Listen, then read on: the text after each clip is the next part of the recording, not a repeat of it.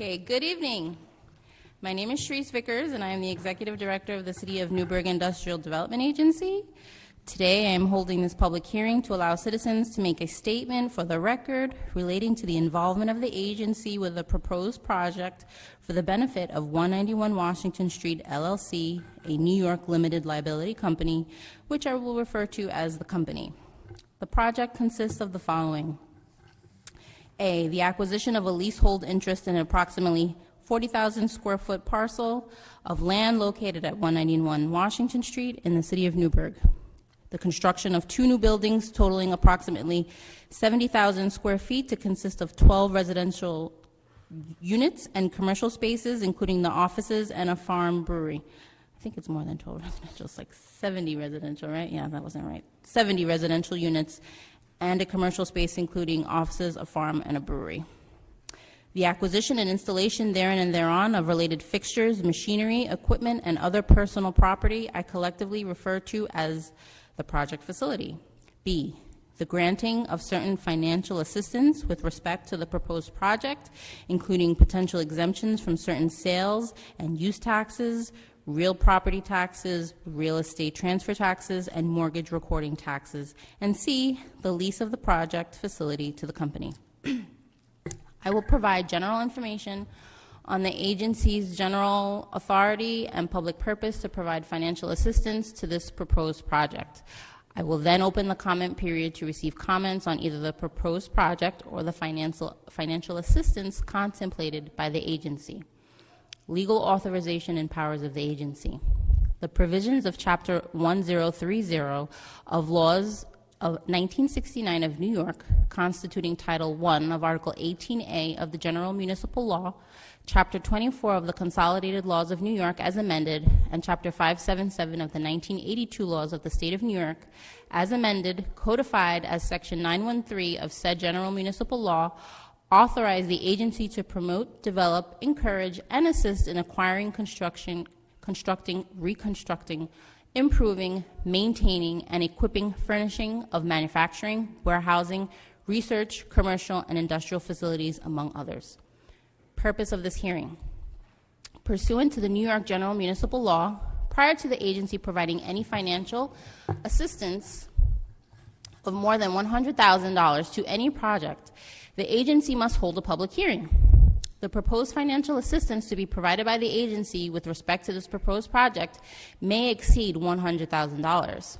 Therefore, the agency is holding this public hearing on the nature and location of the project facility and the proposed financial assistance.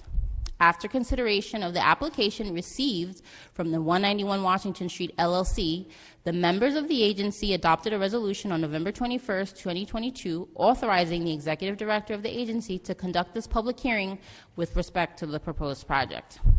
I caused notice of this public hearing to be mailed on November 30th, 2022, to the chief executive officers of Orange County and the City of Newburgh Central School District, hand-delivered on November 29th, 2022, to the mayor and city manager of the City of Newburgh, published on December 2nd, 2022, in the Times-Herald Record, a newspaper of general circulation available to the residents of the City of Newburgh, posted on November 29th, 2022, on a public bulletin board located at the City of Newburgh City Hall, and posted on November 29th, 2022, on the agency's website. If anybody needs a copy of the public hearing notice, let me know. Now, unless there is any objection, I'm going to suggest waiving the full reading of the notice of this public hearing and instead request that the full text of this notice of this public hearing be inserted into the record of this public hearing. Make sure I get you a copy. The comments received today at this public hearing will be presented to the members of the agency at or prior to the meeting at which the members of the agency will consider whether to approve the undertaking of the project by the agency and the granting of the agency of any financial assistance in excess of $100,000 with respect to the project. Written comments. We do have written comments. We had a total of 26 letters that the agency received. We would be here for quite a while if I read all of them, so I will read only 3. This is from Jeannie Abrams. Dear friends, I wholeheartedly support the application for a 15-year pilot for the 191 Washington Street project. I am 73 years old and was born and raised in Newburgh, where my father was city manager in the 1950s. The project is in Ward 2. I represented Ward 2 on the City Council from 2014 to 2017 and will represent Ward 2 for the Newburgh Urban Farm and Food Initiative in 2023.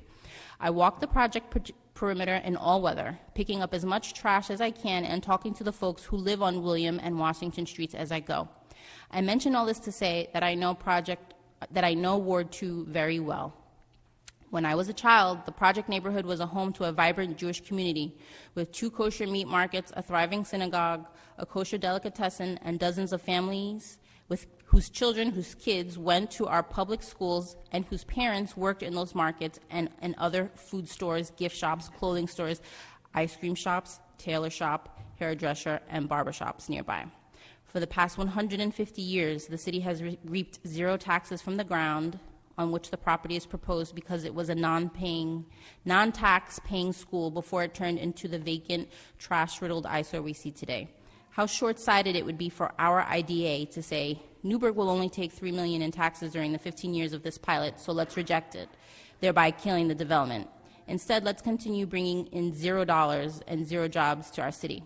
Today, we have a chance to take a bold step into a bright new future for William Street and the entire block of this project.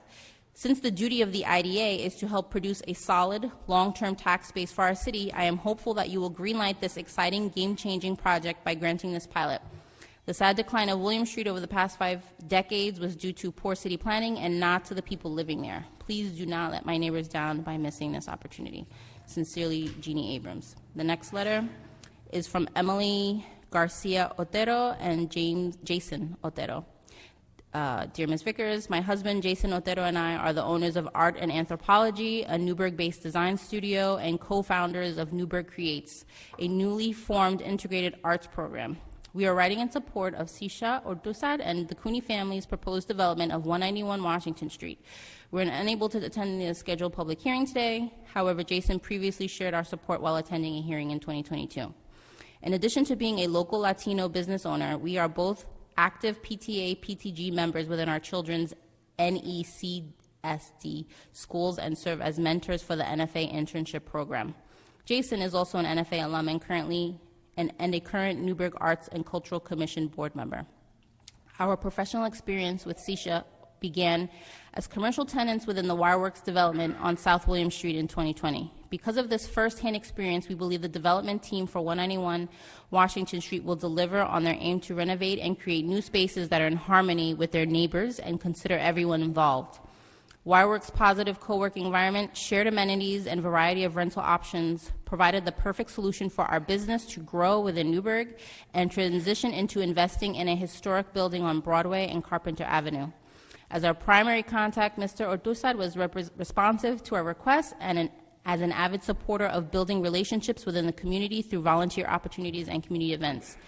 At a time when businesses were opening back up, Wireworks provided an invaluable opportunity to connect with other local professionals and community organizations, remain close to our children's schools, and work and shop locally instead of commuting outside of Newburgh. We are grateful for our experience at Wireworks and fully support the redevelopment of 191 Washington Street provided by Mr. Ortuzar and the Cooney family. We hope this project will move forward with the assistance of the pilot program and look forward to the significant residential and commercial benefits this development will bring to the community. Sincerely, Emily Garcia Ortero and Jason Ortero.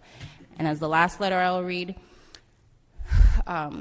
Dear Chair and the IDA Board, I am writing to express support for the proposed development at 191 Washington Street. While I'm usually skeptical of developers seeking pilots for development in Newburgh, Mr. Ortuzar has proven that he is a thoughtful member of our community and has already brought a successful and beautiful gathering space to Newburgh through Wireworks. He regularly donates spaces in Wireworks. He allowed my arts nonprofit to do an open call there for our current project free of charge, and also donates his time to other community efforts. He recently sat on an Arts Council jury with me as volunteer for the bike rack competition, who also met at Wireworks. This is not an outside developer, but rather a generous community member who is willing to take on a hugely challenging and risky project to bring long-term positive change to Newburgh. This project would be transformative for the neighborhood, expanding past the expected areas of revitalization and putting an otherwise dark and empty corner back on the tax rolls. I also feel that the time period of 15 years and a deduction of $6 million is relatively reasonable compared to other pilots that have been requested in Newburgh and in recent years, and with a higher quality design that incorporates commercial and green space. Thank you for reading and sharing my comments. I very much hope to see this impressive project move forward. Sincerely, Kelly Schroer and James Holland. Okay, I will. Should you want to? Yeah. You go first, or they present? Yeah. You want to talk? Okay. I will invite my chairman, Marlon Ramos. He would just like to read some comments to everyone in attendance today. All right. So first of all, I'm not sure. Can you hear me? All right. Thank you. So I would like to thank all the members of the community that are here, that came out. Trust me, your opinion does matter. As a lifer for Newburgh, it's really important to see when people show up. I would also like to thank the members of the IDA who are volunteering in this duty. It is an important duty. The city needs it.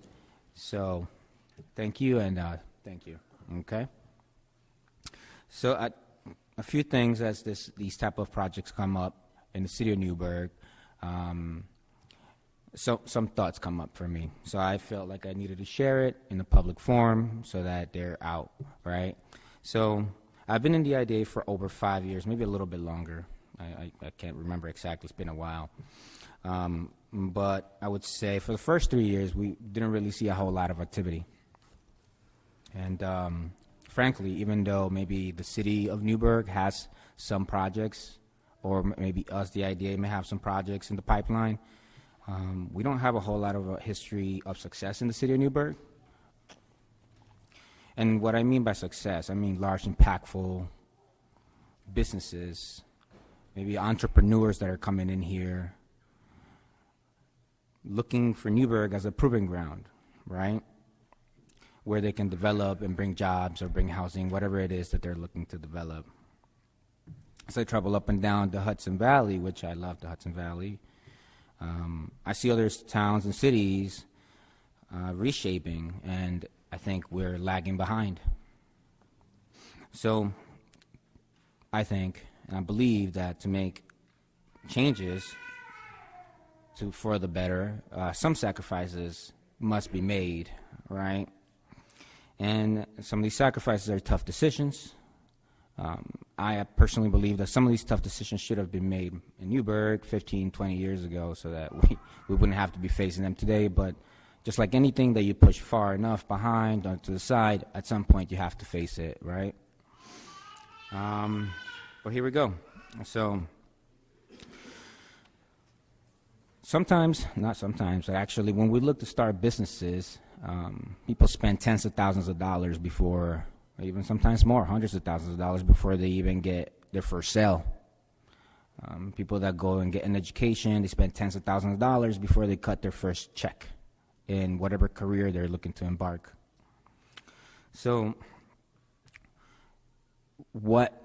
as a community, we also have to take these type of things into consideration. What is it? How can we be excluded for things that progress itself costs? Some things that come up is, for me, while we can look at numbers and reports for projects that come in, there are intangibles to consider, right? How do we measure a parent knowing that the bus stop is no longer a life-threatening endeavor on a daily basis, right? How do you measure that? How do you measure kids' cognitive development around less crime? How do you do that? So if you're a person that thinks some of these projects make sense as they're coming along, I actually think it's your responsibility to come up and voice your opinion. And I do mean responsibility for the betterment of Newburgh. I do believe that unraveling Newburgh's economic problem requires a diverse approach. So obviously that means affordable housing, right? We need other people to bring jobs. We need to improve our safety, parks, streets. We know what we need. We live here. But what I actually do believe is that we have to do. We have to do. So we need to show success. We need to show a successful business environment. And when the IDA is involved, we have ways to make sure that the developer delivers on what they're promising. For locals, I have one final thought, right? And this is maybe in general. So it is time to start thinking how to take advantage of the situation that is happening. Maybe some of the investments coming in, how can we actually be part of it, take advantage of it, as opposed to saying, I'm getting caught and staying behind this thing, okay? A lot of you know a person who decided to start a business and maybe is not getting the support locally. So whenever I'm making decisions, I'm thinking of these people and I'm thinking of those kids. And that's basically what I wanted to share, some thoughts. Thank you for coming out, and what do we have next? Okay, so I will now introduce Sisha Ortuzar and Eric Cooney, who will represent 191 Washington Street and describe the proposed project in further detail. And again, for those of you who are new, if you have not signed in and you wish to comment, please sign in. Thank you. Push the button down. Yeah. There you go.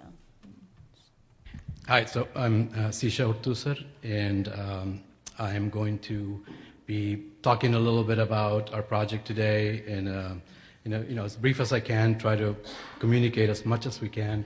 We know that there's a lot of gaps out there in terms of what's known, so that's what I'm going to be attempting to do today. And first of all, I just want to thank everybody who is here tonight, everybody who's here to speak in support of the project, and everybody who is here with concerns about the project. Thank you. I know it's not easy to come out on a cold December night, so we really appreciate that. And I'm Eric Cooney, Sisha's partner on this project. He's going to be handling the presentation, but I'm always available for any follow-up questions, like whenever. And thank you, everyone, for coming out tonight. So when we were preparing for this, Cher, told us that we have an opportunity to address the group and do a little presentation. I'm not very one for PowerPoint presentations, so although we have one, but I thought that the best way to use our time here is to try to answer some questions, because we realize through things we heard, through comments, or through what people are telling us or asking us, is that there are a lot of unanswered questions about this project, and of course we take responsibility for that, and we want to start today by telling you a little bit more about the project and hopefully addressing some of those questions, and of course this is just the first step on that. So first of all, just the basics. What is the project? So for those of you who are not aware, so the project is the development of 191 Washington, which is a block between William, Washington, Clark, and West Parmenter. Currently is just one building that it used to be the Washington Street School, and that's been a school that's been decommissioned for some time. Right now it's just an empty shell, basically. This building is a pretty significant, historically significant building. It's one of very few examples of mid-century modern architecture in Newburgh. Other than the library, I'm not aware of any other really good examples of it. So that's the one part of the project, is to renovate this building, respecting what it is there and preserving as much as we can, which it's in fairly good shape. It was built in a time where they were meant to last. So the plan on that building is to do residential in the back portion of the building, where the classrooms used to be. So there's 12 classrooms there, 12 apartments. And the front part of the building is to use for commercial space, this would be what the auditorium used to be. The whole project is a mixed-use project, which means we're going to have residential and commercial combined, interacting, and this is not a novel idea. It's how cities are built, right? You have retail, commerce, manufacturing, whatever it is, and residents above. This is what separates cities from suburbs. So we really like this idea of mixed use, which is what we've done in Wireworks as well. So in what is today the empty lot of the parking lot, we're going to build 2 new buildings. And this is the heaviest lift on this project because new construction is extremely hard. It's a hard pull. It's expensive to do. This site is specifically more challenging than others because it's on an incline. So we have to deal with grade changes. And the reason for these 2 new buildings is because we do believe firmly that Newburgh needs a good amount of new infrastructure, and housing is a big one as part of that. And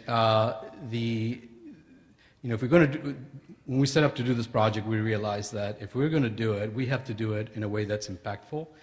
If we were to break this into little pieces, it's going to take a lot longer than the cumulative time that it takes to do to really have an impact. So we felt that if we are going to do it and really have an impact in the area and hopefully kickstart some other development, that we do it this way. At some point, there was the thought of let's just put one big building. We decided with our design team to break it into smaller buildings to fit to the scale of the neighborhood, which that's a whole other thing that we are going to get into once we go to the ARC, and about how the design of the buildings, it's really referential and in scale with the rest of the neighborhood, even though these are modern structures.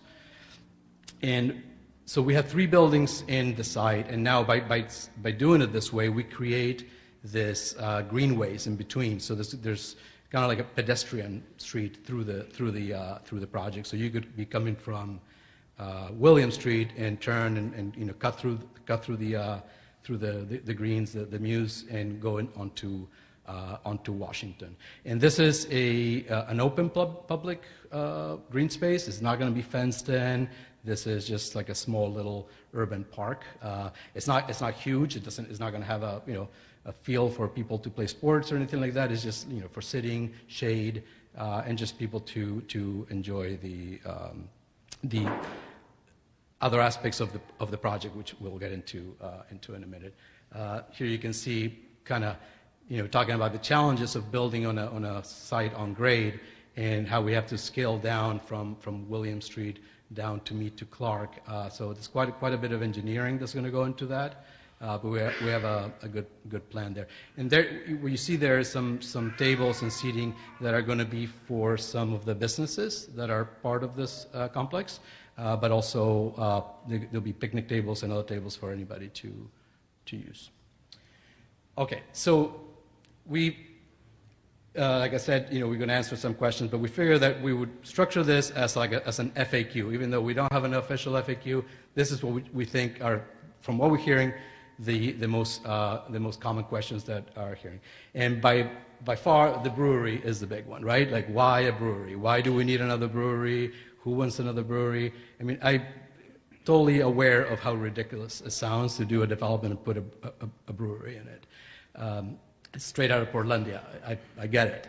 But the thing about it is that we never set out to do this. We never had a plan to put a brewery here. The brewery was never an idea.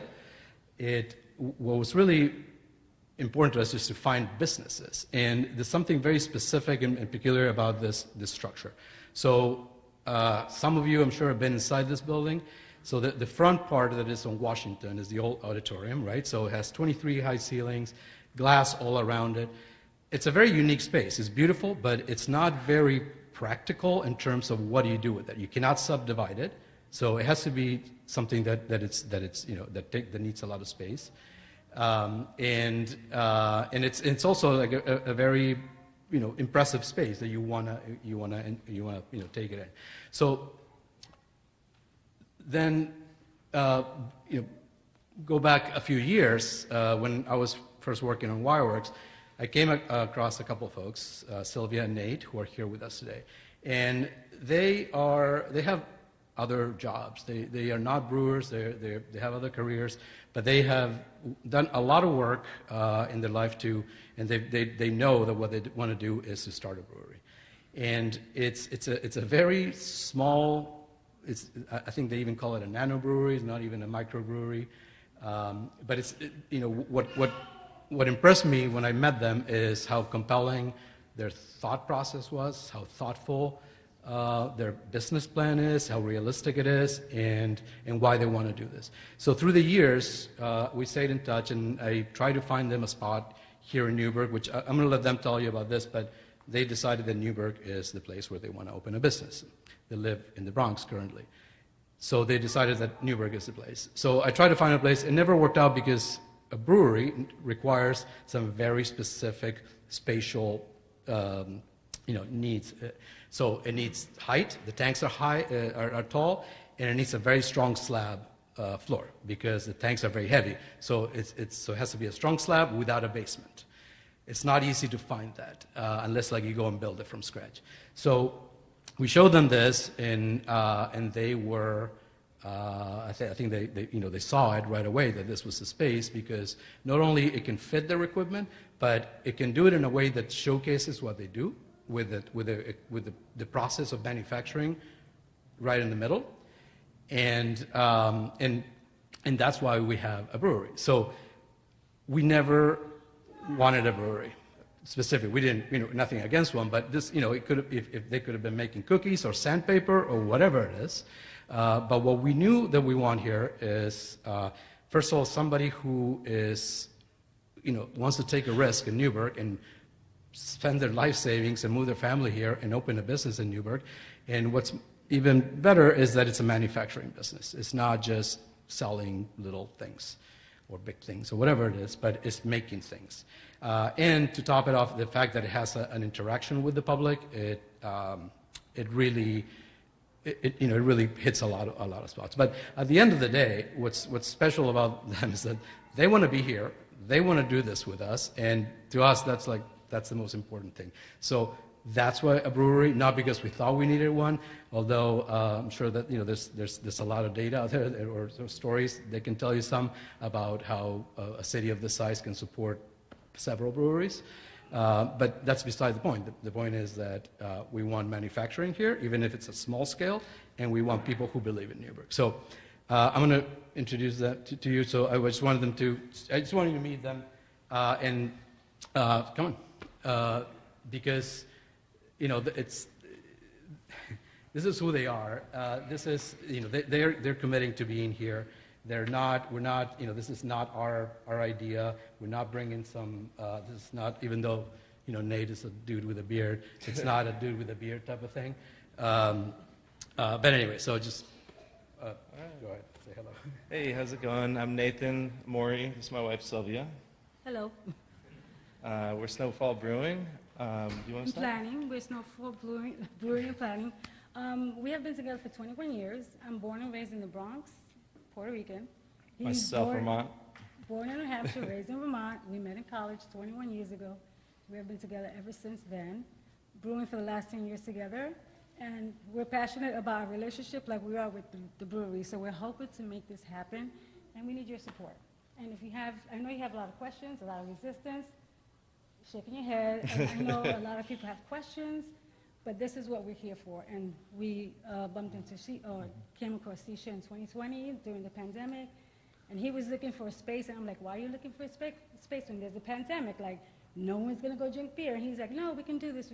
And so we bumped into Sisha, and we looked at Wireworks, which didn't work out, like he said, because the space was too small. And then he told us about 191 Washington, and we looked at it, and it was great. And in addition to that, my family lives in this area. My niece lives in Newburgh. My family lives in Beacon. My uncle lives in Fishkill. So I have family all over this area. My sister lives in Wappingers Falls. So there's a connection there for me in some way. I've been in Beacon since 1990, so I've always come here. And then Newburgh was always like, oh, don't go to Newburgh. Why not? Because, the stigma behind the space there, right? The area. So it's a big risk for us. We know what we're getting ourselves into. Money-wise, the area is not the greatest, but we're taking a risk as well. So we hope you take the risk with us and, support it. I wanted to just add, we'll be a New York State farm brewery, so it requires us to purchase 60% of our our ingredients from New York State farms. We'll be producing about, in the first couple of years, about 15 jobs. All of the positions will be skilled positions, even servers. So all of our servers will be trained on the Cicerone program, so they'll be educated on beer making, beer ingredients, what makes good beer, how it's made. Those positions will also be kind of first in line to be trained for assistant brewer positions, canning technicians, even people that are experienced in social media and marketing. It'll offer people places to grow, room to grow within the company. We'll also, when we are financially in the green, offer a social impact program, so we'll be giving back to the community through local charities. And when it comes to like environmental, we'll be practicing the good nature of side streaming, which is taking all of our proteins and particulate matter and side streaming them and collecting them and using our spent grains and giving them for free to local farmers. So there's a lot of good that we're going to be trying to do from operating a brewery. And our main goal is to create not a bar or a nightclub, but a place where it's family friendly and people can come and gather and feel safe and enjoy time with friends and loved ones. Yeah, for me, like when I think of a brewery, and we've done a lot of research, we go to breweries for this reason, because if we're going to open up a brewery, we need to know what we're competing against. Also, it's an experience. It's not a bar where you go to and go to happy hour for 3 hours and drink yourself to oblivion for those 3 hours and then leave. But a brewery is an experience. Come with your family. Come try it. I've never had IPA. What's a pale ale? Like, check out the fermenters. Take a tour. Like, it's just not a bar where people are going to go out there and throw up and get sick and stumble out of the bar. And a brewery is completely different. If you've ever been to Newburgh, it would be like that. And I've been to Newburgh many times, and I've never seen that kind of environment where people are Newburgh Brewery. throwing up and stumbling out of there. So keep that in mind as well. Thanks. Okay? All right. Yeah. Thank you. So I just, we wanted to put a face to the beer, and so you know who we're talking about.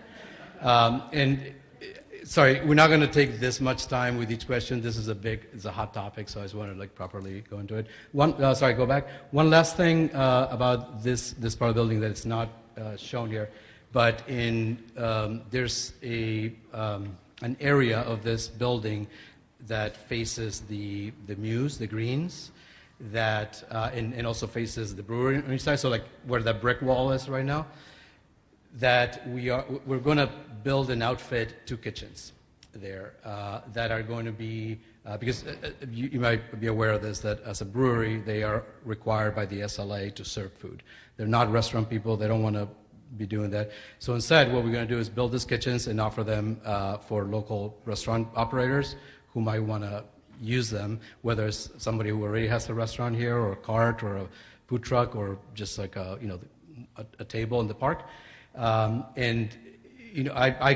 background's in the restaurant business. I know how hard it is to get in. The price of entry is incredibly unattainable. So by providing the space, we hope that we'll get some people the opportunity to do their thing, and maybe they can go there to bigger places or whatnot. These food stalls, if you will, they're going to be open to the brewery to serve the brewery patrons, and to the green to serve the public.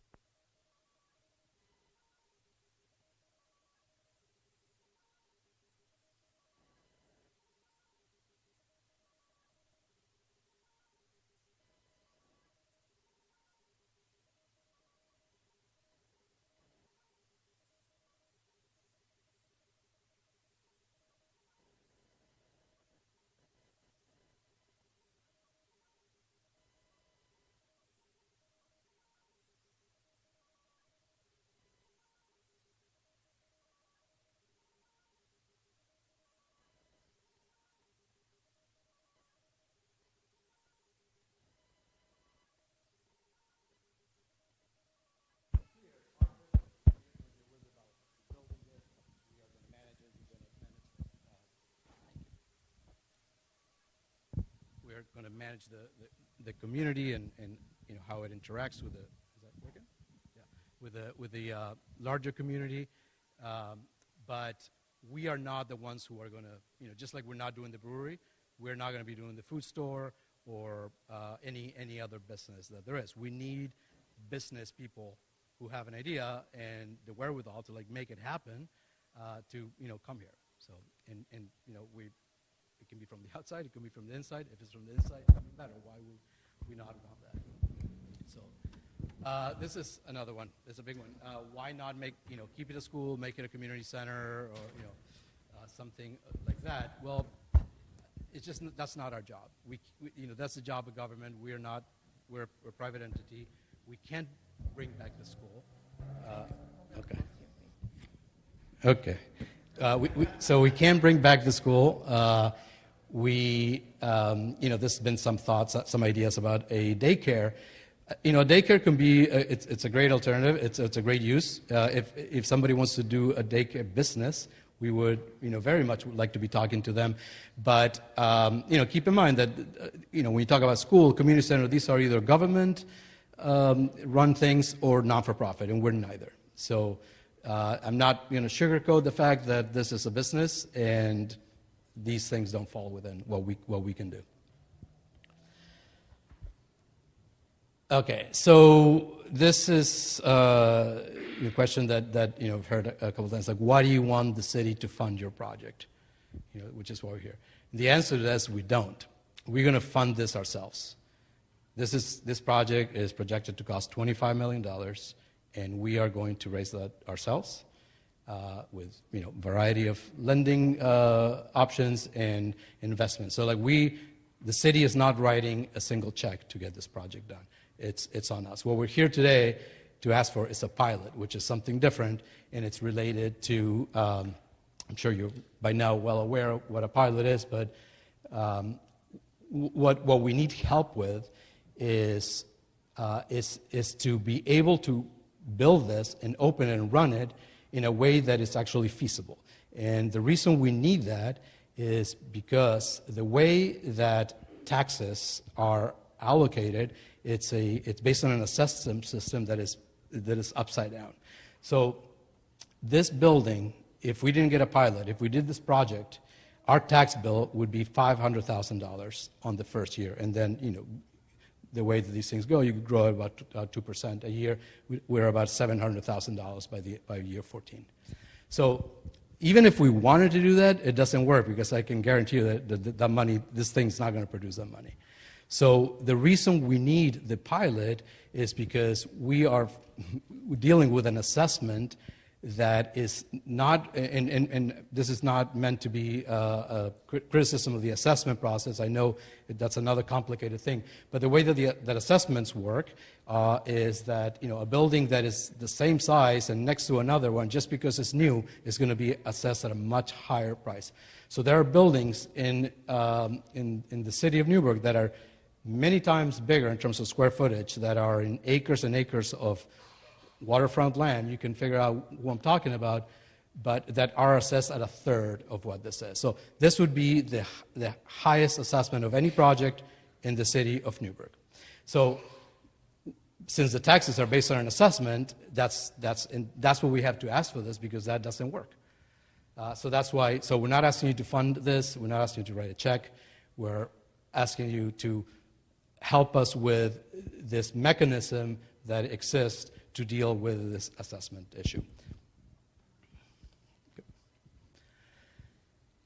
Okay, so then a follow-up question to that, given that we're talking about taxes, right, is why should other taxpayers pay for our taxes? And the reality is, it's way more complicated than that. It doesn't work like that. So the full tax responsibility of this project over a period of 15 years would be about $8 million, right? So if we build this and we run it for 15 years, the city would be collecting $8 million in taxes. What we are asking here today is, with our pilot, we will be paying over $3 million in taxes, which, by the way, this is a property that's never been on the tax roll for over 150 years. So we'll be contributing $3.1 million. So the delta of that, the $5.5 million, that is, that's what it takes to get to the 8.5, we can't pay it. So that $5.5 million doesn't get passed on automatically to you, and then you guys have to write a check for 5.5. It doesn't work like that. The way it works is that when a building like this, project like this, it's developed, there are more needs, right? There's infrastructure needs, and the city has to pay for that, and you do that through taxes. So you have to, then take the leap of faith that we're asking you to do, is that to think like, is $3 million not enough to whatever extra resources this is going to take from the city? And mind you, like, the resources we're talking about really is police and fire. We don't need any roads. We don't need a new sewer system. We're actually going to contribute to the infrastructure by doing new sidewalks and probably a few manholes on the street. So really, the excess and expenses to the city is that. So, think about that. Think about those numbers. And so the 5.5, again, it only comes if you accept the fact that this should be assessed at what it is as the most expensive building in all of Newburgh. Okay. Why not affordable housing? Or what about affordable housing? So we are big believers in affordable housing, and like it, Wireworks is 100% affordable housing. We think it's a very important component of a city like this. But we think it's one component. It needs, in a city like this to thrive, it needs to have a balance of different things. You cannot build a city of only affordable housing. So a certain number of market rate housing needs to exist. And the more market rate housing there is, there's less pressure on the affordable housing. So that's the first part of that. Then the second part is like, we're not opposed to figuring out a way to include some component of affordable housing into this project. But the thing you have to understand about affordable housing, it's all about math. Right? It's not just something, it's whether you want to do it or not. It has to work. So every affordable housing project that you see out there is subsidized one way or another. Right? So it's either you get in low-income tax credits, which is not something that's available to a developer like us. You have to be in the league of the Kearneys, and so, which is like an institutional process. It's not us, right? Like that's not disparaging what they do, but that's like a different approach to developing. It's just, building boxes, and what we're doing is something that's a little bit different that doesn't fit into that.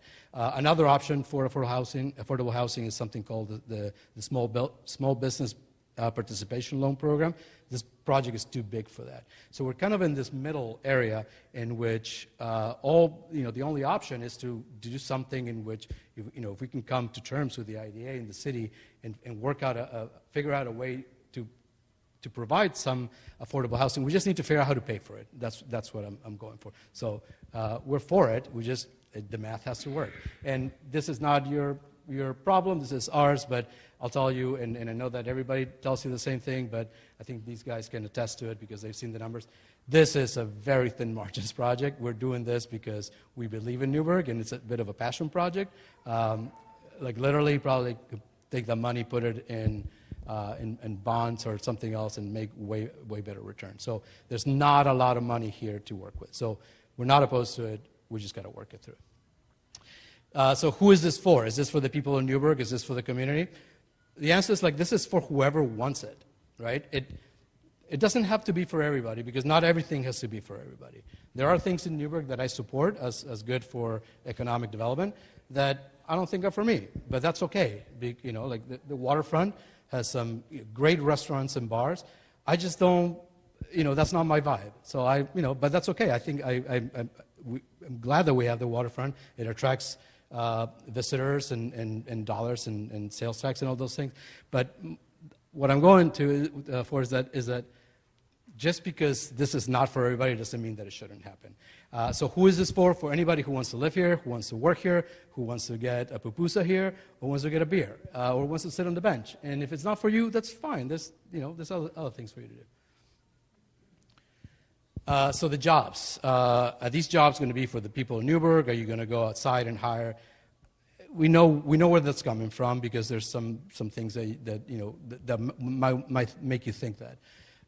But first of all, this project is in the middle of Newburgh. Why would we want to bring people from the outside of Newburgh. So aside from the fact that we don't want that, and we want to work with the city and the IDA to do anything that we legally can to make sure that these jobs go to the people of Newburgh. Mind you, we cannot discriminate on jobs based on where you live, among other things. So aside from that, just think about the practicality of it. We are in the middle of a city full of workforce. If we can hire somebody that lives 3-4 blocks from here and get to work walking and not rely on the non-existing public transportation or very weak public transportation that we have. Sorry, I hope I didn't offend anybody here with that. But why would we want to go and hire somebody who's like from 3 towns over who's going to have a hard time getting here when it snows or when their car breaks? So yeah, these jobs are for the people of Newburgh if the people of Newburgh want them, of course. So why should you trust us? You shouldn't. You shouldn't, you shouldn't trust us because of anything we say here, because of course, I can say anything. But, we can sit here and do presentations about the work that we've done and this or that. And, we prefer to let the work speak for itself, or, if others speak about the work that you do, I think that carries a lot more weight than if I stand up here and I tell you how great we are. So, do your homework. See, and if you want to trust us, then great. If not, I respect that. Okay, so what happens if we don't get the pilot? Life goes on. It's not the end of the world. Of course, we want to get this pilot, but without the pilot, we can't build this. And let me make sure that that's clear. If we don't get the pilot, we can't even get this thing financed. So even if we wanted to, it just doesn't happen, right? So if that doesn't happen, what we'll have is what we have today, which is the building in the state that it is.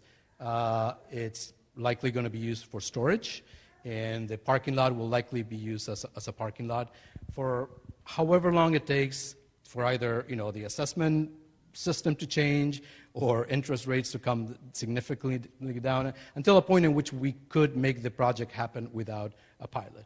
But if we don't get it, mind you, we own the property, right? So it's not like it's going to go. It's going to stay on the tax roll, but at a much lower level that if we do the pilot and it goes in as a meaningful contributor to the tax roll.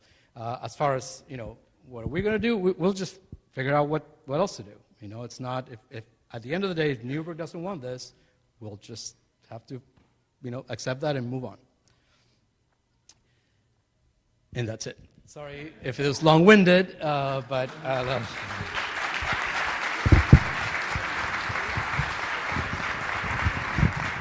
Do you want this back?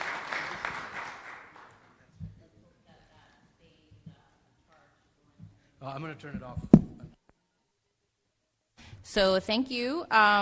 We are going to now ask Michael Ndolo from MRB Group. He represents the private consultant or the independent consultant that the IDA hired to do the test of reasonableness and cost-benefit analysis that you can find on our website that goes over the project.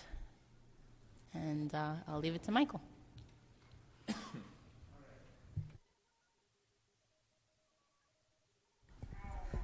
So it looks like the technology actually worked, which is great.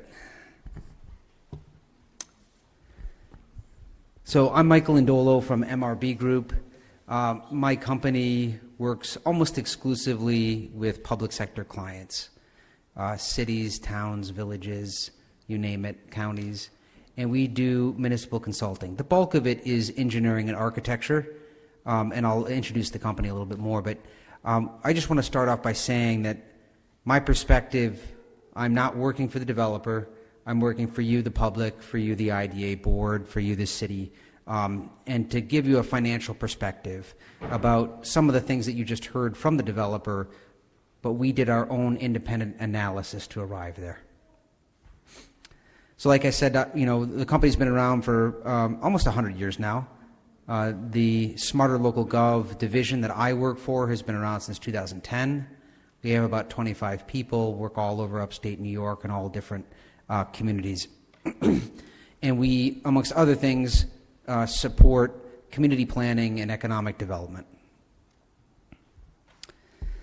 Not to pat myself on the back, but I've done a lot of these studies. right? I just want to say I've looked at just about every different type of project that you could look at, from the highest tech to to affordable housing, to community projects, to policy decisions, to anything that you can imagine that could be studied.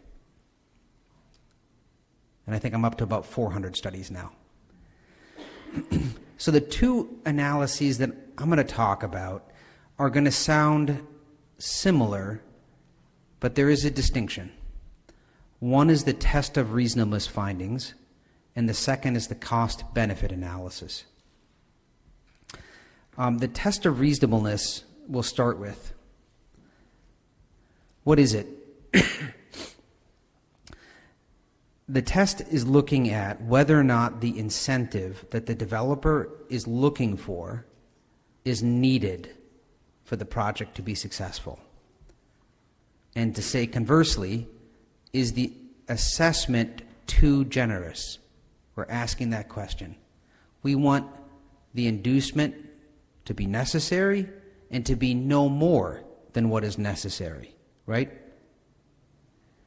How do we do that test? We look at two things in particular, and there's a lot more to it than this, but there's the two main things we look at: the debt service coverage ratio and the internal rate of return. The debt service coverage ratio is important because the developer is going to need to get bank financing for most of the project, right? They're going to put money in as well, but most of it's going to come from a bank, and what does the bank want? They want their money back, right? So the debt service coverage ratio tells a bank how likely is it that you're going to get your money back. The second one is internal rate of return, and that is, will the developer make a market-adjusted return on their equity? So that's the framework. I'm sorry, this is appearing very small. I hope you guys, can you guys read this, the slides? More or less, okay, good. All right, so how do we conduct it? We looked at a number of things. We asked them for their financials. We took a look at all that. We looked at where are they getting their capital from? What are the terms of that financing and equity and other things? What are the conditions on that? How much is it going to cost to construct? What are their other costs, things like architecture and engineering, carrying costs, contingencies, and so on like that. Once it's built, what are they going to get in rents? What is their operating expenses going to be? And what are they going to get? And then, and obviously, we're talking about a pilot tonight. What's their tax situation, assuming the pilot is approved? And then finally, what does that translate to cash flow? Because remember, cash flow is going to provide the debt service requirement for the bank and the return for the developer. So we took their financial information, we took the projections that are out there, and we looked at it and said, okay, are these assumptions right? Would we make the same assumptions? We looked at their interest rates. We looked at some other conditions of financing like loan to value, the capitalization rate. That's the rate that's used if they were to sell it in the future. What would they sell it for approximately in the future? Was that a reasonable rate? How long their amortization period is on their lending. And again, like I said, the debt service coverage ratio. The last point is equity dividend rate. And that is in the market right now, what are developers getting for their money, right? And that fluctuates quite a bit depending on what the type of project is and also the interest rate environment and lots of other things around the real estate market. So we benchmarked all those things. On top of that, benchmarking means we compared their information to what we know about the market. In addition, we looked at other assumptions, rental prices in particular, operating expense ratios, escalation factors, and their construction budget, what their incentives that they're asking for the IDA. So we actually did this analysis twice. We did it once in August of 2022 on their original application.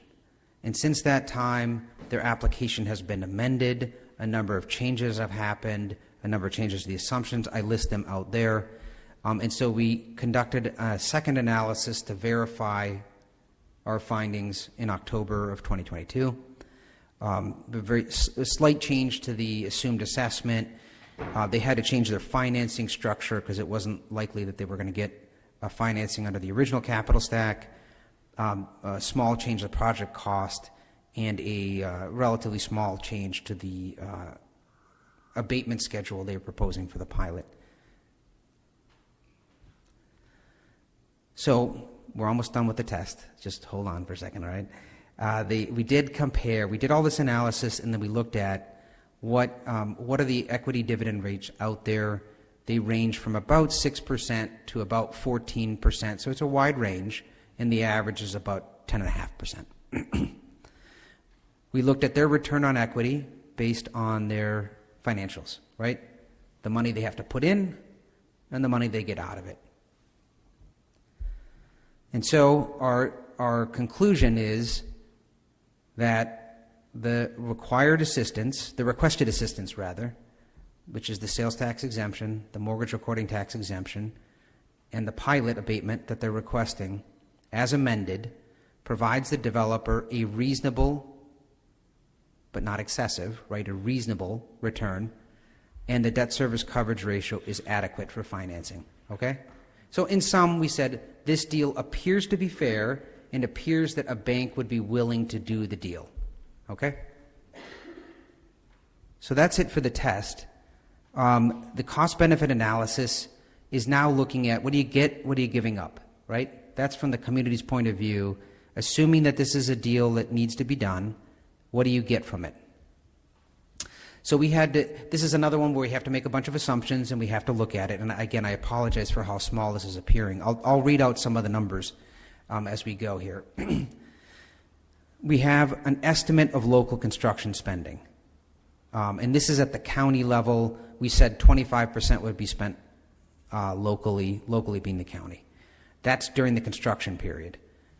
However, during the operation period, over the 15 years, you get a lot of additional spending. The spending comes both from on-site employment, that's the employment at the brewery, assuming that happens, and the other retail establishments. But you also get a bunch of economic impact related to spending from the new households.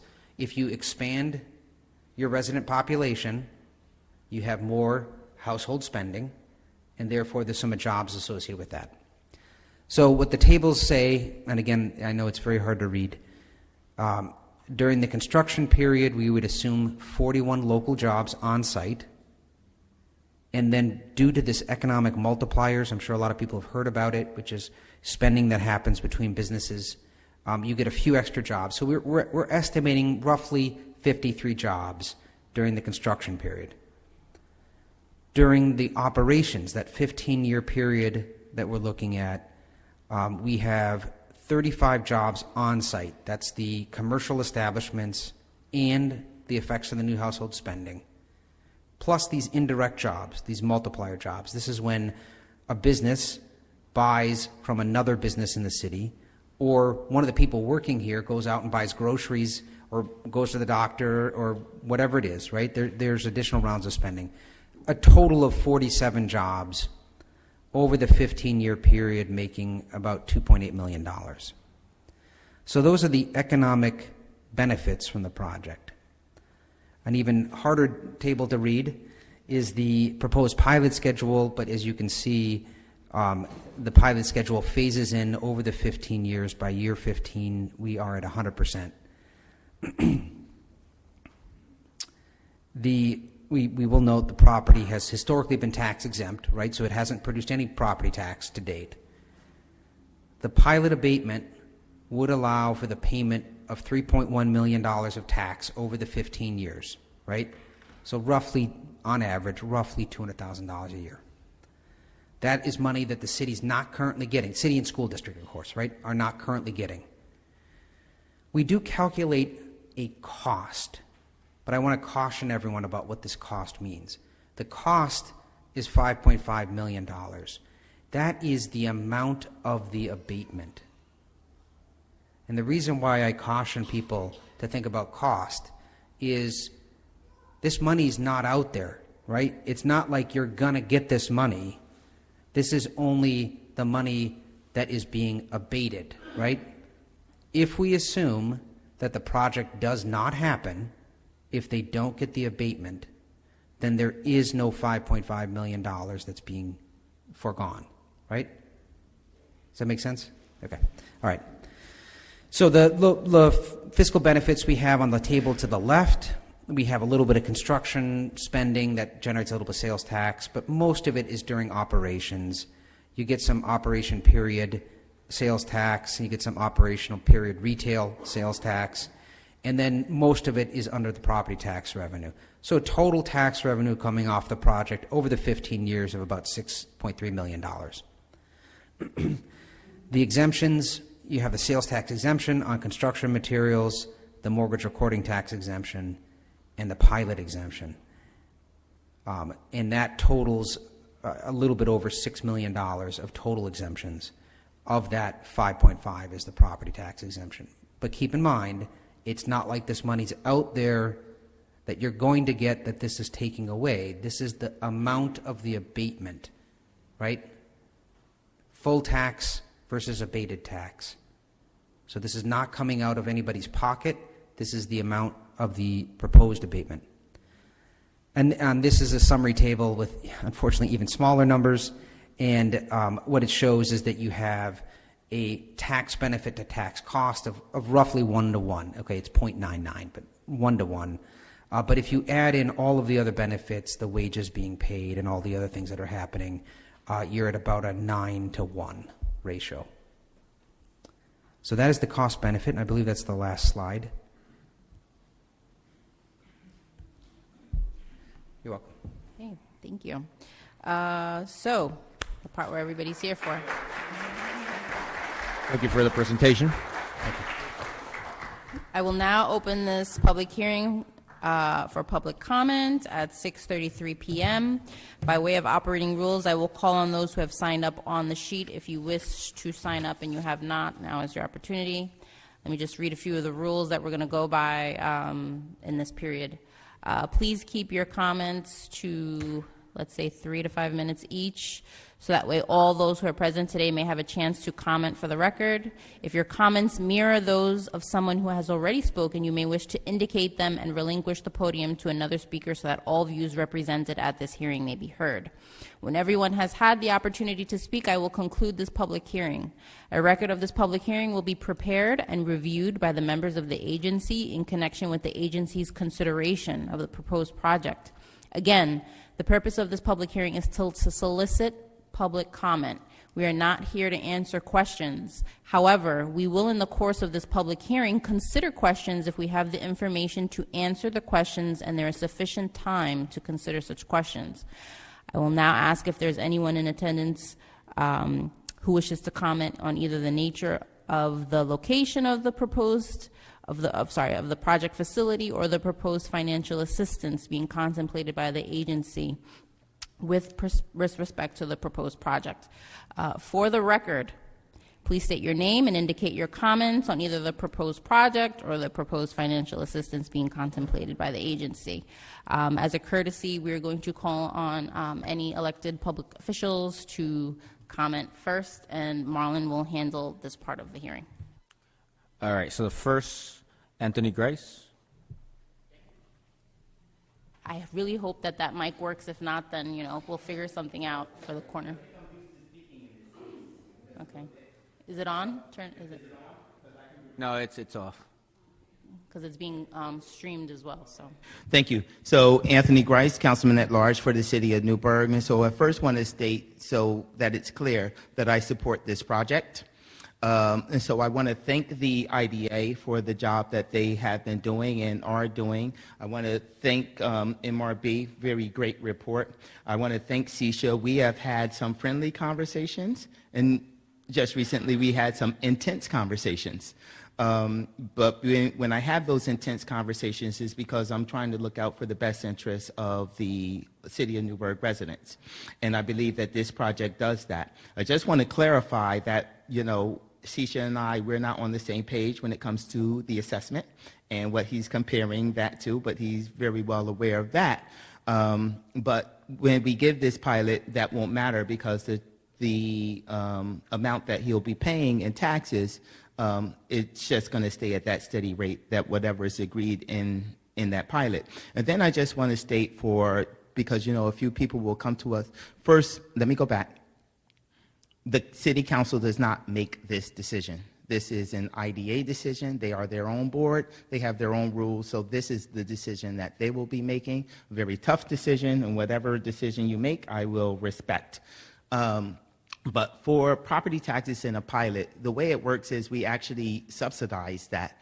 You know, even though it's not that money that's coming in, we absolutely, because when a project is happening, we don't give them 50% or 20% of the services, we give them the full services. And the way you reduce property taxes, I've said it, you know, several times, so some of you might have heard it before, is you put more full-paying property taxes on the tax rolls, you find other revenue streams, and you make sure the departments are working efficiently, and you have strong fiscal management. It's really, that's it. And so if we're going to subsidize this project, which I think we should go into it realizing that that is what we're doing. So we absolutely should have some community benefits, such as some retail and some food things in there and some other things. The other alternative, because other people will say about development, the other alternative is if we don't, we're going to have a warehouse with a parking lot, and it's going to be a blight on our community. So how much time do I have? About 2 minutes. 2 minutes, thank you. And so I just want to go, because this is very personal for me. So, you know, when I was a young child all the way up into a teenager, my grandfather owned a barbershop right there on South Johnson Street, you know, so I was in that neighborhood a lot. I walked up and down that neighborhood. I walked up to the bakery and would bring him back the buttered rolls and things like that. When I was little, I was a Head Start kid. Head Start was in that building. And then when I did work for this district in the grants department, I wrote a UPK grant, Universal Pre-K grant. It was with that building in mind. So I know that building, I know that neighborhood very intimately. I really believe that this is the type of project that we need to have in that neighborhood to revitalize it. And one more thing, because everybody knows I'm a proponent of affordable housing. I understand that this does not have that. I wish it did.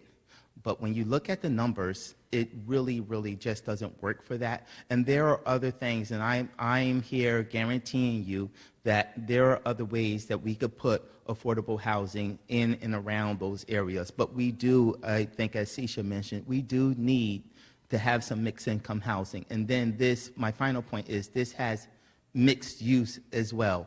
That is a big risk for any developer to take, and so I applaud you for what you're doing and this board, and I will end at that. Thank you. All right, thank you. So we're going to have Genesis Ramos.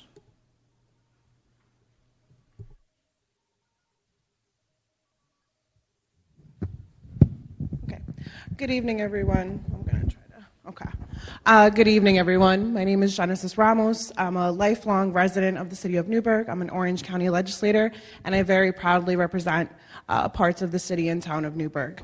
I want to start off by saying that I fully support this project. I also want to make that clear. You know, this is I always talk about the humanity in when we talk about politics and government work. Because I think oftentimes that's a mark that gets missed in all of these conversations. So I just want to start by saying to the folks that are skeptical, you have the right to be skeptical, and I understand that personally, because honestly, the understanding that I've come to with economic development has been one that has come about in the last probably 2 to 3 years of my life. But it's also because I've taken it upon myself to really try to understand the nuances of what it takes to make a community like ours vibrant, and a community like ours that can really be for everyone, right? Because I don't know about all of you, but as someone who was born and raised here, has walked on those streets, used to go to the now demolished building across the street from the school that used to be a pupuseria when I was a kid, right? I would love to see that corner be brought back to life. And I would like to see it be brought back to life in a way that's responsive to the diverse needs of our community. I also want to bring to everyone's attention, for those of you that may or may not be aware, there are other housing developments coming to our community. We have the 2 Kearney projects, Colden Street project, Montgomery Street projects, both mixed income housing. And then we have another project through the Newburgh Ministry that's in the works, 50 micro units, fully affordable housing on Johnston Street. So there are other housing developments coming down in our community that address both affordable housing and market rate housing. I feel that that's the only way that we can go at this point in time in our community. We have to address all levels of housing needs in our community. And I don't know about all of you, but I want that the people that are going to come and invest their hard-earned money into our community, that they're people that believe in our community and that are here for the right reasons. Because I also really just want to validate the historical context behind the distrust that exists in our community. And I also think that a lot of this comes from the unknown and the fear, right? And the fact that a lot of times folks ask, well, what about the people that have been here? And I fully agree with that, which is exactly why we need to have mixed income approaches to economic development and mixed use approaches to economic development as we move forward and really talk about the progression of our city. I drive around these streets every single day of my life, and I take great pride in them, potholes and all. But you know what? I can't wait for the day that I don't have to drive on hundreds of potholes every day of my life in our community. We all want the same things. We want better streets, better parks. We want all of our city services to be rendered in ways that are responsible and in ways that really impact us all positively. I know I want that. The park that I grew up going to is pretty desolate right now. I want to see that park come to life, but we need to diversify our revenue streams in this community to be able to address the things that we are all so passionate about. And so I'm not here to tell you to trust the developers, whether it's, no offense, you or anyone that comes into our community, because we should hold every single developer, we really should hold them responsible and hold them to their word, right? We should. I also want to just say, in terms of community benefits, I really am looking forward to see how the IDA truly holds accountability to this project or any project that you choose to incentivize in the future, because I don't just want to hear lip service about how these jobs are going to be for local residents. I want to see a plan for that, and I want to see that really come to fruition.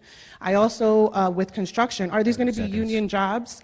You know, that's another thing I want to know. Are the construction jobs going to be union jobs, and are we guaranteeing that those jobs are also going to be local? So these are things that when we think about community benefit within these projects, I'm not just thinking about, you know, the here and now, how do we build it, and the jobs that may come from a commercial space, but I'm also thinking about 10 to 15 years from now and what a project like this can do amongst other projects that are coming in the next, 2 to 3 years in our community, what it can really do for our revenue, for the future of our community, and addressing the fact that we desperately need to develop more housing in the city. We have a serious housing crisis that's being exacerbated by many, many factors. It's not just one thing. But the bottom line is we need development. Thank you.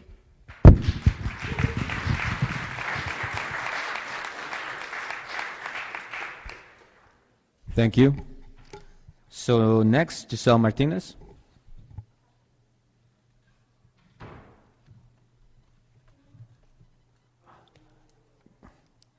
So let's actually, is it okay? All right. Ramona, I apologize. I completely did not.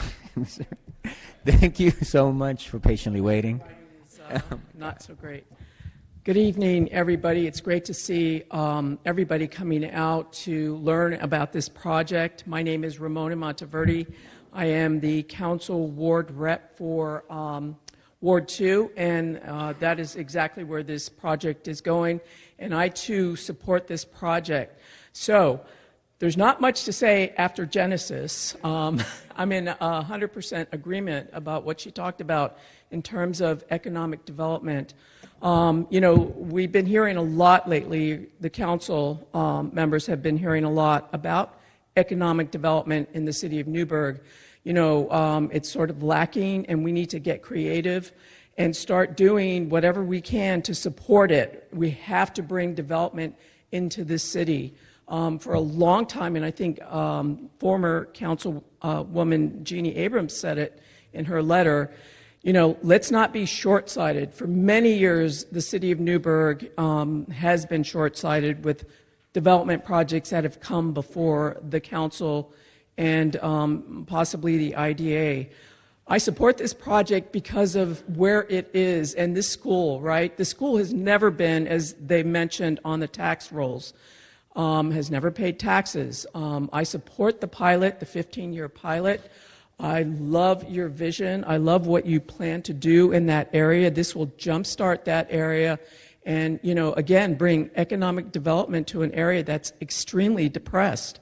There's, in that neighborhood of Williams Street, we have Habitat. I know that we have a couple of other projects that Genesis mentioned in the pipeline, like the Kearney projects. So, there's no reason why we can't support market rate. There has to be a balance. Everything that comes before us can't always be affordable housing. And I support affordable housing 100%. It's my career. That's what I do, affordable housing. So I hope that people come out and they support this. I would love to see this, this project kick off and get the support that they need. I hope that you get the financing. I know that it's very tight. I appreciate the fact that you went over the numbers with us to see how it actually works, because I know the history in the city of Newburgh has always been, we've rolled over, we've given developers what they wanted, we have been, screwed in the past, and I know that people are a little concerned about pilots when we talk about pilots, but I think we're doing this smart. We're thinking about it, we're being smart about it, and we have to start somewhere. So I want to say start here with this project. Thank you.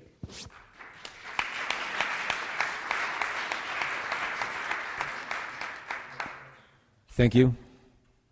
And then now Giselle Martinez.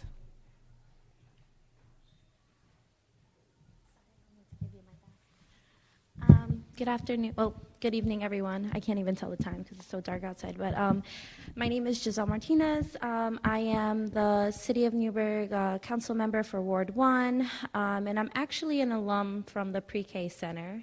I really am sad to see that the school, is where it's at right now, but I'm actually really hopeful for this new project. With that being said, I am in full support of this project, and there are a few things that I wanted to address as to why. I am in total agreement that our city needs to be balanced. As much as I would like to have more affordable housing in our city because we need it and we're in a housing crisis, the reality is that it can't all be affordable housing, and we need to address all levels of housing, much as like my colleagues before me said. With that, I also am going to emphasize the need to expand our tax base. Our tax base, as of now, it's not enough. We need more, and any type of economic development, especially when it's not displacing anyone, is needed. And I'm going to be really honest, I really appreciate the presentation given earlier because, with my experience, I have not had the best experiences with developers. Our city has not had the best experiences with developers, and each project is unique and different, and so I do since I've been in this position, I've been able to see the other side and see how much our city is in need of, a variety of different things. And so looking at this individual project, I don't like pilots. I really don't. And I wish we didn't, I don't like them. But I also saw the numbers. I saw the need for it. And I see the vision that this project is going to bring to our community. With that being said, I am going to be advocating for community benefits. Specifically asking that these jobs go to Newburgh residents. The numbers might be a little skewed, but the last time I had done my research, only 13% of people in Newburgh actually work in Newburgh. And so, much like it was stated earlier, if we could have people from the city of Newburgh that live a few blocks come and do work, whether it's construction, whether it's the different variety of skills that are needed, I would sincerely ask that you take that into consideration, as well as asking that, if there is a different plan, I'm going to be honest, I'm also not a fan of the brewery, but I will be visiting if that is the final business plan. I do think that a lot of the mistrust comes from people not really feeling like these projects belong to us, to our community. And I'm going to be honest, I was that person as well. A lot of the projects, a lot of the mistrust, I felt like these are not for City of Newburgh residents, but you have to really start accepting the nice things. We deserve nice things in our community, and this is one of the nice things that we get. And then just one other thing, I know that you won't be answering questions, but I am a little concerned about the parking.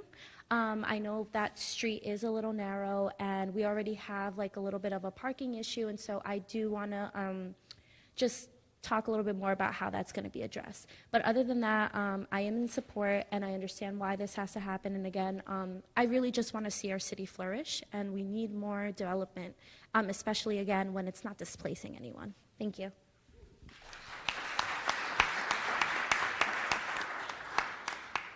All right, thank you so much. Then we will be having Ismail Rapia. Ismail Rapia. Ismail Rapia, okay. 169 West Parmenter Street, okay. Nick Valentine. Okay. All right. Well, thank you for everybody who's staying, by the way. So then we have, is this Doug? Doug Young. All right. Thank you. Hello, everyone. I'm Douglas Young, 6 Park Place. Just going to say a few things. It's extremely important to diversify our tax base and also attract people to Newburgh to support our tourism economy with its largest asset, the largest contiguous historic district in New York State, and all its diversity through this adaptive reuse.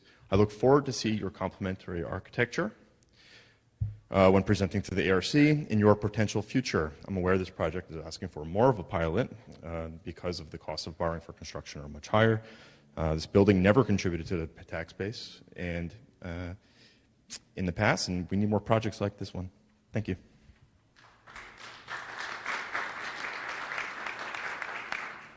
Thank you, Douglas. Ray Harvey.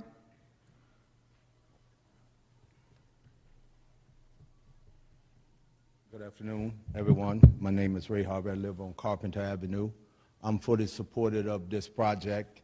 When I heard the project was coming, I sought after the people that was doing the project because I had questions about this project. And one of my questions was about the parking. That was, and the research that they did, I think it satisfied the parking issue that I thought would come up. And also about the jobs that it was creating and make sure that it was going to the local folks that's been left behind. Because we had in-depth conversation about why this mistrust is real in our community, because this community has got burned. And it's time to change that. And I think when you look at this project and look at the folks behind the project, because that's who you need to look at, is the folks behind the projects. These folks is available for us to reach out and talk to and make sure that the project is being done the way the project should be done. And so I know a lot of people want to talk about affordable housing. I'm for that. But again, we can't all build affordable housing. We can't. But I also know that by putting this property back on putting it on the payroll, tax payroll, that has never been, it would definitely be a shame to lose this project for $5 million that don't exist anyway because of the formula that they use and has nothing to do with your committee at all. So they need that so that this project can get done, so that that project that is being done on Washington Street, I think, would turn that whole block because one of the things that I talked to them about a park, and I didn't know they had already included that little walkway, park, whatever you want to call it, for the community. They ain't fencing this off. They're leaving it open for the community to use. So I behoove anyone that don't think this project it's worth it to sit down and talk to these folks that is doing the project. Thank you.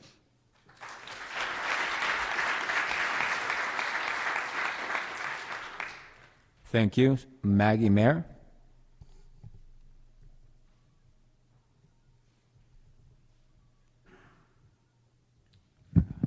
Hi, I'm Maggie Mayer. I live in the town of Newburgh, actually, but I do keep Newburgh beautiful, so we pick up trash for the past couple of years, in the summer mostly, above 40 degrees. Almost everybody has already said what I want to say, so I'm not going to repeat it. I'm very encouraged with how positive everyone is about it. I like what everyone has said about the tax rolls. We need middle class, we need people to come and live here and shop here and want to have businesses here. And that's an area that we have picked up trash, often. That's an area that's like one of our areas that I call the hidden areas or the forgotten areas. And we've concentrated on it a lot. And I really love this idea. And I really hope that it works out. And I hope that the community can support it because we absolutely... I've lived here for 32 years. I know most of you have lived here longer than that, but I'm always like, why can't we do something like this? And it's really good to hear everybody be so supportive of it. It seems like the perfect, nothing's perfect, everything's difficult. There is nothing that we can do here that's not going to take a ton of work, but I am 100% behind it, and, I appreciate everyone's thoughts. I feel very encouraged. Thanks.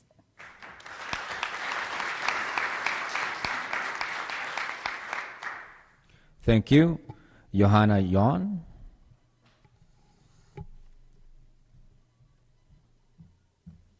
Good evening, everyone. I'm Johanna. I live on Park Place, and I'm a lifelong resident. I didn't go to Washington Street School. I went to North High. But my brother went to Washington Street School, and it was an experimental middle school for a short time in the 90s.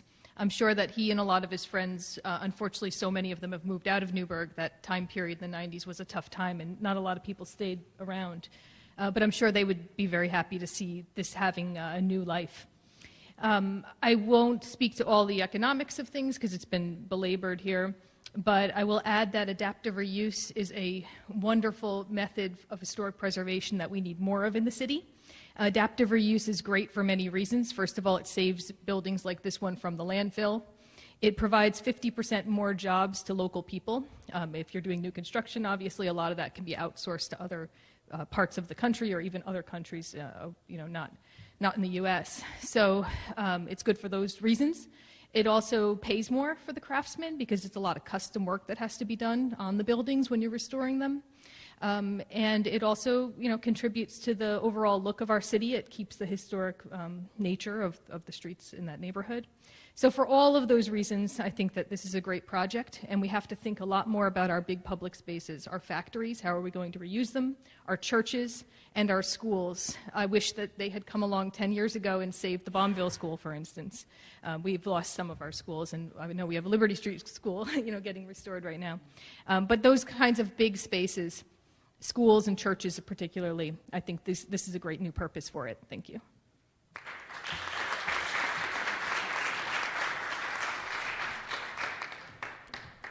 Thank you. We have Thomas Dodd.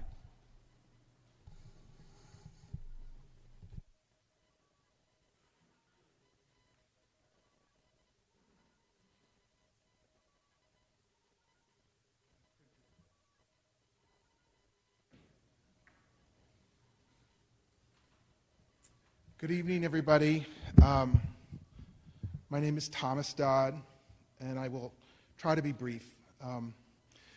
I do want to say I'm really encouraged by the energy in this room and everybody coming out with such passion and energy. So this is why I love Newburgh, all you guys here.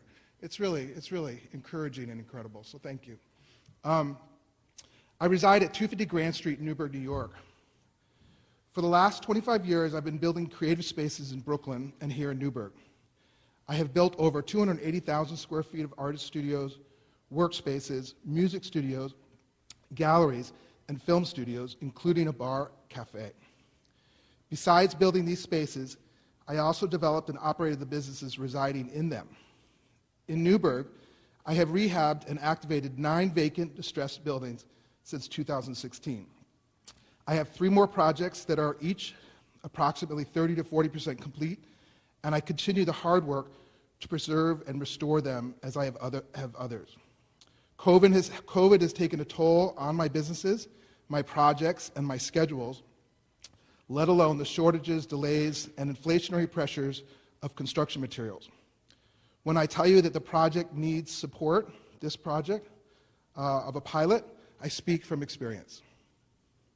I have written some bullet points for why I feel the board should approve this pilot in full. This property has been off the tax rolls for 142 years. This property will generate $50,000 annually from the beginning. This project will preserve an important example of mid-century architecture, which will add historical value to Newburgh's impressive portfolio of historically significant buildings.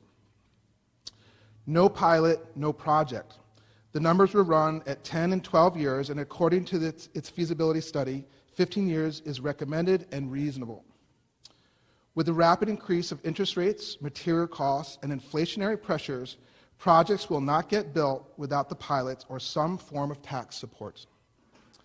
This project will activate this area, which is in need of investment. The jobs created plus the people it will attract are key to Newburgh's success. We have restaurants and bars closing. Newburgh needs professionals here who will support the local businesses and keep those closings from happening. Wireworks and 233 Liberty Street are incredible projects. Completed in a timely manner, they are providing a magnet for professionals, creatives, and bringing needed energy to the city. Eric Cooney and Sisha Ortuzar, I'm going to butcher your name, sorry, have proven themselves worthy of the city's backing. They have definitely earned mine. There will be 10 on-site parking spaces underground for ADA and residents with reduced mobility, seniors, etc. A parking study was performed which found that there is more than sufficient street parking to support this project. The Zoning Board of Appeals has accepted the engineer's study and granted the requested variance.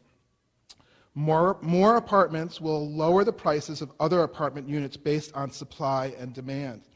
As the supply of new apartments increases, the prices of existing units will decrease. Newburgh needs market rate housing. When you drive past the green hills overlooking the Hudson or vacant lots that are scattered throughout the city, you have to ask yourself why Newburgh does not have the significant new development. Other cities are attracting businesses that create jobs at a rapid rate, while Newburgh is still stuck in a 10-year pattern of false starts. The U.S. is possibly heading into a recession. Let's send the message that Newburgh is not. We are marching forward, building homes, growing businesses, and inspiring entrepreneurships. Lastly, and I feel most importantly, jobs, jobs, jobs. I want the board to know that building in Newburgh has been one of the most difficult and challenging experiences of my life. The operational costs, the taxes, and the general resistance to change are just a few of the hurdles here. Infill projects such as these 2 new buildings cannot happen without IDA support. Preservation projects, though challenging, benefit from historical incentives available to them. New construction does not. I hope you will make the right decision and fully support this pilot. I am transparent about my projects and my intentions. I am also available to speak to any of the board members whenever they would like. Thank you, everybody, very much.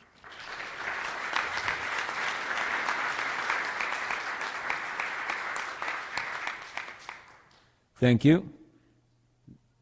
Michael LeBron.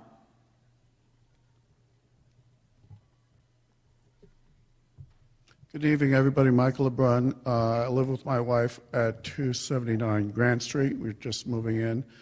That is our 3rd project where we've been restoring and rehabilitating, repurposing some of the historic buildings here in the city of Newburgh.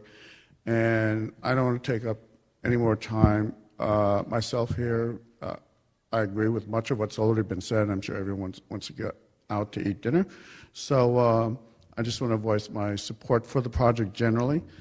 I think it's an excellent example of repurposing existing buildings and providing for many of the things that the city needs in an equitable and meaningful way. I do have some questions about how the numbers arrived at for the pilot, but no questions are being answered here at this point, so I'll just submit them in writing, and I look forward to your response. Thank you.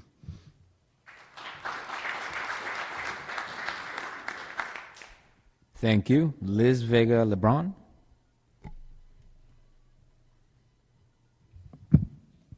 So I'm his other half, and I just came from a construction site, and we have a great carpenter and a great floor guy, and they're all from Newburgh, so come talk to me. I want to talk about trust, because you ended your presentation with that, and I think it's important. So how do you trust? And one of the best ways is to look at a track record. So your tenant was someone who was a widow, an entrepreneur, and she came to Newburgh looking for a space where she could run her business and also live there. And for months, I could find her nothing.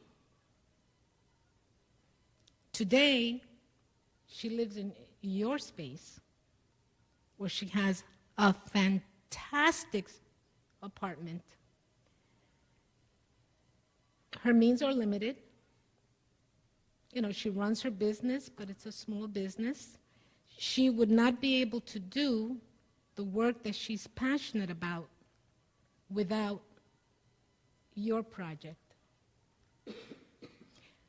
So when we think about trust, we think about what's been done in the past and your track record. So there you have it. Thank you.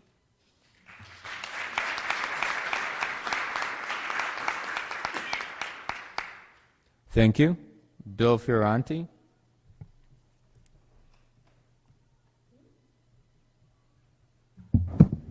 Thank you. I'm going to kind of stand to the side because I want to speak to the audience, but also really to this board. My name is Bill Fioravanti. I live at 262 Montgomery Street. Excuse me. I am here in support of this project. I think it's an absolute no-brainer, and I'll explain why. I'll start with a personal anecdote. My wife, Elizabeth, and I moved here 8 years ago now to be part of Newburgh, to be part of what's happening here, to being more beautiful, safer, and to allow everyone here to be able to thrive, certainly more than they are. We want to be a part of that. But we want to build a family as well. We now have, since we've moved here, a 5-year-old and a 10-month-old. My 5-year-old, incredible, right? They grow up fast, Cher. My 5-year-old was going to a daycare, and my wife or I would take her every day, and we drop her off at the daycare and shut that door, and we know she's in there safe and sound. We went through a big transition this year because she started elementary school here in the city, and she goes on a bus. And I didn't quite anticipate it, but that lack of control you have when you put her on that bus, and then she just goes driving around the city. Now, look, I defend Newburgh to all my friends from outside the city and such all the time about how it's much safer than people realize and this, that, and the other. We don't have any of that. But when it's your kid, it's a little different. And there's one indelible image I have that really, I think, caused that anxiety for me, and it's William Street. And it's that image of, I think it was multiple school buses driving down the street there in William Street, and bullets flying by the bus because of what's happening in William Street. And if you don't know, and I think most people do, it's a war zone. It's one of the darkest, scariest areas of the city, and I'm not sure what the fix is to it, aside from the FBI coming back in here and SWAT teams and things like that. And I don't think those are the solutions really that we want.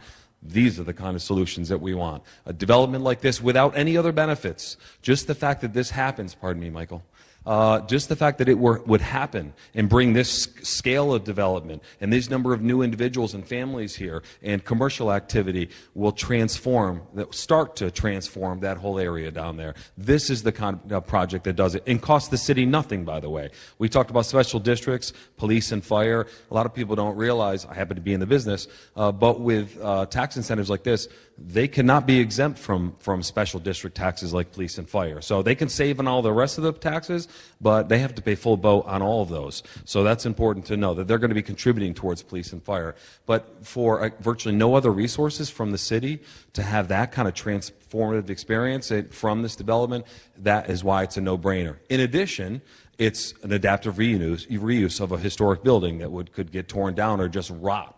otherwise. That's going to happen. Again, you're going to see activity as a result. We are going to be getting new property taxes. This property's never been on the tax rolls, but even during the term of the pilot, they're going to be contributing over $3 million in new taxes.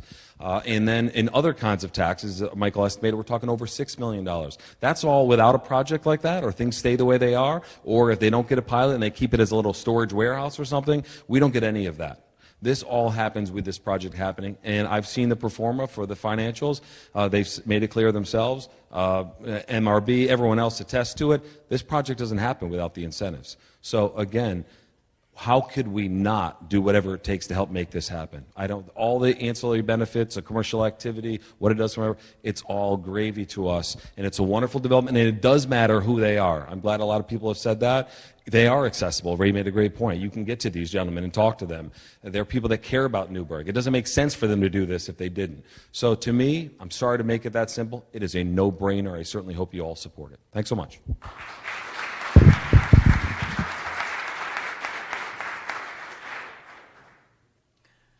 Thank you. So I'm sorry if I mispronounced your name, but Balois? Okay. Hi, good evening, everybody. My name is Valois. I come to support the gentleman's project, and I also come to support the pilot. Like everybody else saying about no pilot, no project, no tax.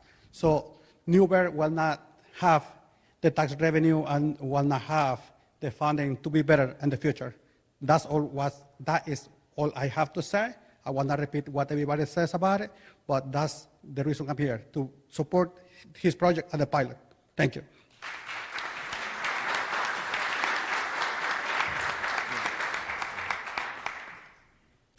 Thank you. Judy Thomas.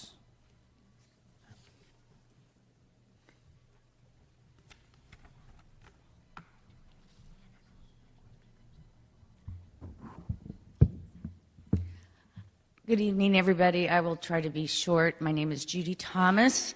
I live at 32 Bankard Avenue, the corner of South Landers Street. I wholly support this project. I have been driving past this building on Washington Street almost daily for the past 9 years. And I've ridden my bike there, and I've stopped, and I've looked at this property. I've looked at this building, this mid-century modern building that I was so, the artist in me said, oh, please, let's save this building. Somebody's got to save this building. How can we save this building? Is it going to just get torn down and another cookie-cutter project put up? And I saw this early renderings of this a year ago when they went before the zoning board, and I was just gobsmacked. The beauty, the thoughtfulness, the repurposing, the park that goes through.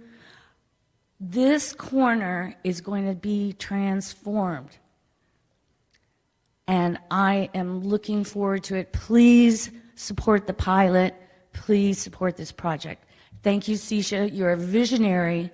You're brave and smart and wonderful, and the passion that you put into your projects, I wish everybody had that. Thank you.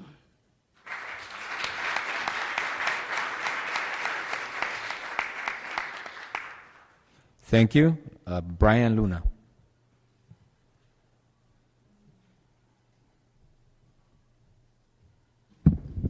Hello. Hi, everyone. So 2 comments. If the overwhelming support is why you love Newburgh, I'm going to be the reason you hate Newburgh. And 2, if this doesn't involve a brain, then I don't have one. I actually attended the little community session you had like a year and a half ago, where you first introduced the project. Like 6 people showed up. It was really tragic, but thank you for doing that. The brewery, I'm a huge fan of it. Not a fan of the 15-year pilot. I believe it was discussed that the 10, 12-year options were also explored. I don't really know what feasible means or within reasonable consideration. Can I get a percentage on that? Because that's just a word to me. And a 15-year pilot is excessive, and to only get $3 million over the course of those 15 years it just doesn't sit right with me. And I'm aware that one of my concerns is also parking, because parking is absolutely horrible in Ward 2. It's getting progressively horrible. I know that because I own in Ward 2. My family owns in Ward 2. The same streets that we're talking about that are war zones, I walk it, I promise you it's not. But another thing is they're going to be developing the 2 new buildings. I understand that. They're not going to displace anybody. I understand that. That's the direct impact. It's not displacing anybody. But I want to know how that's going to integrate with the community. Like, what are the indirect impacts of that? Because I'm very familiar with your Wireworks project, and I spoke to you back then that the problem I had with your Wireworks project is that it does not feel like it's part of the community. It's very isolated, and that's my problem with that. So I'm very concerned about how that's going to impact their neighbors, my neighbors, like how that's going to integrate with us. We want to reshape that corner, okay? But is that corner going to be welcoming to the existing members there? And so I just pose those questions. And I also, I would like to know, again, if a 10 or 12-year pilot really is doable, or if not. I'm okay with the market housing. Everybody here stated that it's absolutely needed. I understand that. I agree with that statement. But maybe more upfront, $3 million just for a 15-year pilot is just not sitting well with me at all. And nobody's provided numbers to how much you're actually going to gain from this.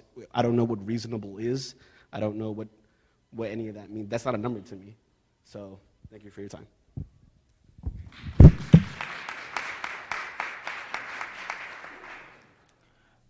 So thank you for all the comments.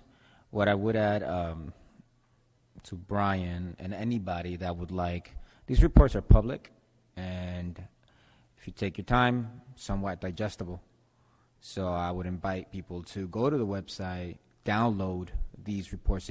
They answer a lot. Part of what we do here is do this work, and obviously now be very open to the community. So all comments are welcome, but if anybody wants to be a little more informed, all of the information is available for everybody. Yeah, and I'll see if we can work on putting the presentations from tonight, especially Michael and Dole's presentation. We can try and get that on the website. So if there are no further comments, then I will close this public hearing at 7:19 p.m. The IDA will have our regular board meeting after this, so we're going to stay behind, but we're here. Thank you.